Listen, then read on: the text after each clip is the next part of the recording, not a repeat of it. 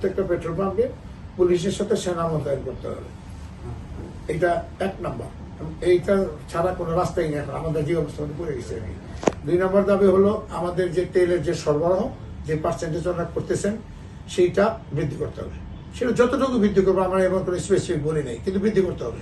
3 নম্বর হচ্ছে যে কিছু কিছু পাম্পে আপনার মফস্বল শহরে আপনার হাইওয়েতে মফস্বল শহরে কিছু কিছু পাম্পে 5-7 দিন যাবত কোনো তেলই দেয় না। ওনাদের সব পাম্পে কম বেশি যেটাই হোক এই তেলটা দিতে হবে, চালু করতে না। এরপরে আপনার ধরেন এটা ওই যে বাচ্চারা তেলই দেয় নাই সেই বেচারা চলবে কি করে? আপনি ধরেন একটা পেট্রোল পাম্পে সিলেটেরই একটা পেট্রোল পাম্পে প্রতিদিন 2 গাড়ি তেল 18,000 লিটার তেল লিফটিং করে। সেই পাম্পে বুধবার দিন পর্যন্ত দিছে 18,000 লিটার, বৃহস্পতিবার দিন ওনার দরকার 5 গাড়ি, যেহেতু শুক্র শনি বন্ধ 5 গাড়ি পাওয়া নেই 45,000। ওনার বৃহস্পতিবার দিনও তেল দেয় নেই, শুক্র দেয় নেই, শনিবার দেয় নেই, ওনার রবিবার দিছে 4,500।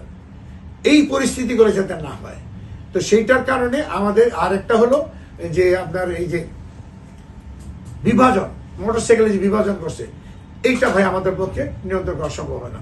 হয় সবাই 5 লিটার করে দেন, আর না হলে 400 টাকা করে দেন, সবাই নাহলে 300 টাকা করে দেন, সবাই একই ফিগার রাখতে হবে। কারণ আমাদের মূল সমস্যা মোটরসাইকেল নিয়ে, মূল সমস্যা আমাদের পাম্পের যে নিরাপত্তা বিঘ্নিত হচ্ছে এটা মূল সমস্যা পেট্রোল মোটরসাইকেল থেকে। তারা হুমড়ি খেয়ে পরে কোনো কিছু শুনতে চায় না, পুলিশের সামনে যা তা কথা বলে।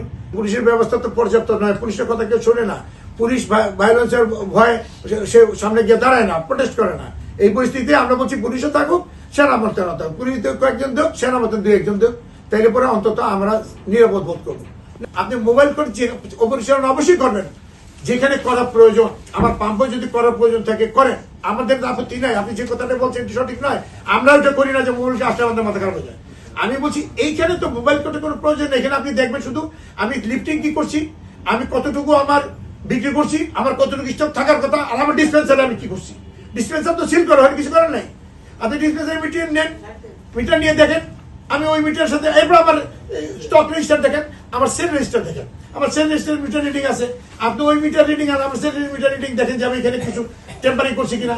আপনি দেখেন, তাৎক্ষণিক বিচার করেন, এবং সেই বিচারে জেল, জরিমানা, সাসপেন্ড। আপনি জেল তো মিনিস্টার দেওয়া যায় না, আপনি জেল দিয়ে না, আপনি একটা পেট্রোল পাম্পে সাসপেন্ড করে দেন 1 মাস, 3 মাস, 6 মাস, 1 বছর, লাইসেন্স ক্যান্সেল করে দেন। আমরা স্বাগত জানাই মানুষের তরফ থেকে।